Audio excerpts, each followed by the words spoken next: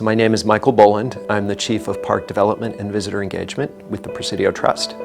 The Presidio Trust is a single-purpose federal agency. We were created by the United States Congress in 1996. And we really exist for one reason, which is to transform the Presidio into a national park that is financially self-sufficient. So we operate with no federal funding. We get no appropriated funds. We have to generate all of the revenue we need each year to be able to support the ongoing transformation and operation of the Presidio. Yeah, several years ago I was invited to participate in a charrette that was focused on the future of Yongsan Army Base in Seoul. A group of us were invited to come and we participated in a couple-day symposium where we talked about the potential transformation of Yongsan and its potential to serve the community of Seoul as a park. And I think, I was invited very much because of my experience here in the Presidio in stewarding the transformation of the Presidio, which is a former Army base, into a national park site that serves not only international and national visitors, but everyone across our community. Because the Presidio is an urban national park, we're very much focused on how we can serve local communities, particularly youth and families that otherwise might not get to a national park. People that live in our cities that don't have the ability, they don't have the time or the money or the way to get out to the more remote national parks in the United States. So urban national parks like the Presidio and the Golden Gate National Recreation Area were created to bring national park experiences to urban communities. The Presidio, very much like Yongsan, has many buildings, but it also is surrounded by many vibrant neighborhoods. And cities like Seoul, like cities all over the world, are dramatically and rapidly urbanizing. There's an incredible growth in the number of people living in cities around the world. I heard in Seoul as well, and there's a lot of development going on in the neighborhoods immediately adjacent to the Army base. And as cities get to be more and more dense, what's become clear is that people need access to nature. Many people grow up, like I did, out in the country. They grow up surrounded by nature, surrounded by open space. And then they move into the city and they feel overwhelmed by the noise, by the density, by the activity. And so large urban parks like the Presidio serve a really important purpose because they are large enough that they allow you to get away from the city. So the first thing I said to our hosts in Seoul really had to do with the size of the base, that the base is quite large and that it's large enough to do a couple of things. That it's large enough to create continuous open space where people can get away from cars, they can get away from traffic, they can get away from noise, and they can have an experience that is really the antithesis of the surrounding city. The second thing is I was really struck by the fact that there is a beautiful park along the river and that Yongsan sits between that park up on the mountain and the park at the river. And that if there was a way to connect those two parks using the space in Yongsan and create this large continuous green space that went from the river up to the top of the mountain and back again, that it would be an incredibly beautiful and a very compelling urban experience for people that live in Seoul. And again, would allow you to really get lost in the park in a way that I think people that live in cities really need. They need the ability to have a place to take refuge from the rigors of urban life. So I'd say those are the two most important things that I communicated about the place. I think the other thing, we talked quite a bit about was our business model. The Presidio Trust we had 15 years to become financially self-sufficient. So each year we were given a declining appropriation by the United States Congress, and we had to spend that money to renovate buildings that we could then lease to private individuals and generate revenue that we put back into the park. So the real estate became a revenue engine that we used to transform the Presidio. It took us about 15 years to become financially self-sufficient. That was the requirement that Congress gave us. The fact is we became financially self-sufficient a couple of years early. But this idea of using the assets of the Army base to generate revenue to support the ongoing operations of the park and the ongoing transformation of the park, I think is a model that has potential application in a number of places around the world, and particularly at a landscape like Yongsan that is blessed with so many interesting buildings that could be renovated and leased to generate revenue to support the park. Also, like the Presidio, there are places where there are buildings that are not historically significant, where buildings could be removed to create more open space, and we've done some of that here in the Presidio as well. There have been some buildings down at Crissy Field and in other areas that are not historic, where we were able to remove the buildings to create more continuous open space. Because there's nothing better than being in a city and being able to go for a long walk or go for a run or go for a bike ride and not have to cross streets and be able to experience nature in a continuous way. So that was another thing that we talked quite a bit about the ability to use, to selectively demolish buildings or selectively add new construction in a way that creates a vibrant public experience. And all of those are ideas that we've used here in the Presidio. I'd say the last thing that we talked about, and this is something we're very interested in, the Presidio has a very deep history, and some of the history is very complicated. Some of the Presidios history has to do with events in the history of the United States that we look back on as being difficult moments in our history. And what we have tried to do here in the Presidio is to elevate that history, to make sure that everybody is aware of that deep history of this place. So for example, during the Second World War, there was an internment order for Japanese Americans in the United States.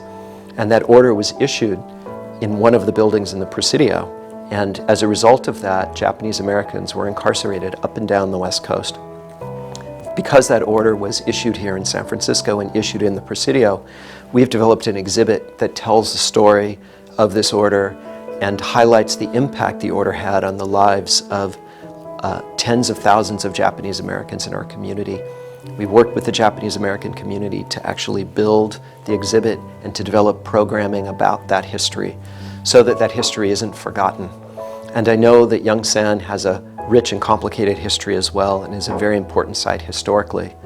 And I think that the approach that we've taken, where we don't shy away from difficult history, but try to elevate it and make it available to the public so that these chapters in our history aren't forgotten, is another idea that has potential application at Yongsan. We were invited to talk about a couple of things. Organizers were very interested in our business model. They were very interested in how we became financially self-sufficient. One of the big challenges in parks all around the world is creating an ongoing funding stream that supports the park in perpetuity, to make sure that parks are well funded, don't depend only on government funding, government subsidy. And so we talked quite a bit about the pathway to that, what our strategies were, and some of the difficulties, some of the challenges.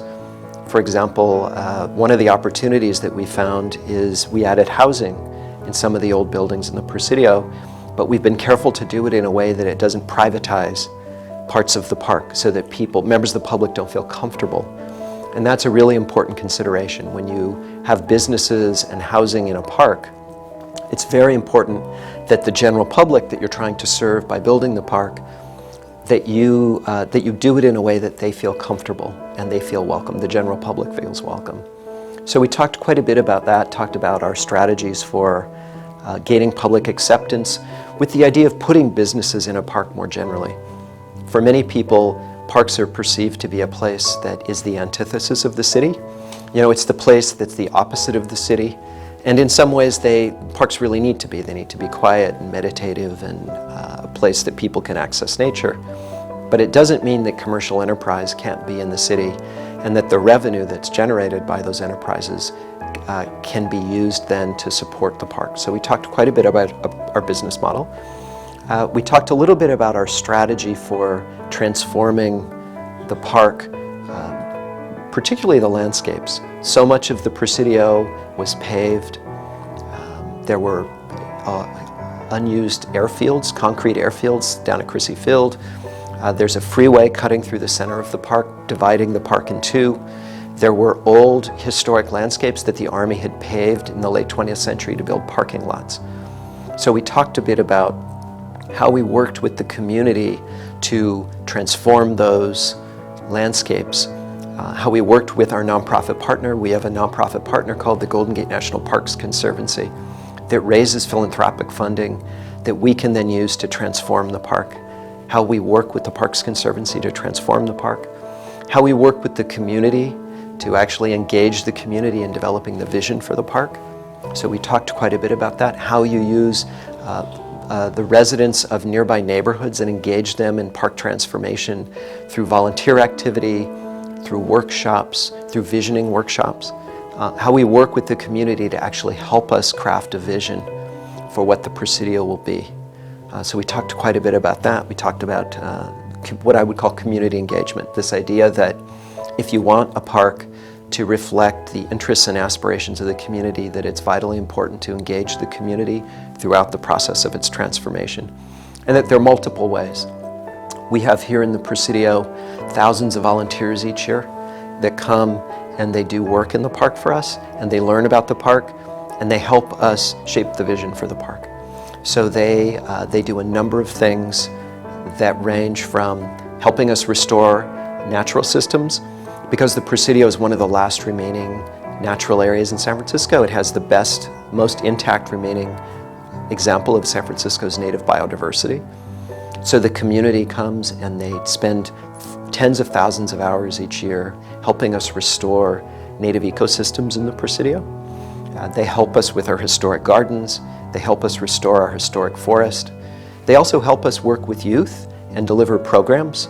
They function as docents and help interpret the Presidios history, and they help us welcome the public. So they play many roles, but they also help us in an ongoing way imagine what the Presidio can be. And so we learn from them because they're informed constituents. They can help us transform the Presidio and help us be mindful of making sure that the Presidio that we're building, this great national park that we're building, reflects the desires and aspirations and interests of the community.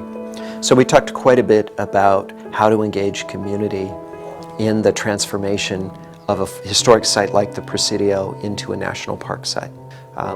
It's important to think about the logic of a park. You know, we talk about this quite a bit in the Presidio, that the Presidio was developed by the Army to serve one purpose, which was to defend our country.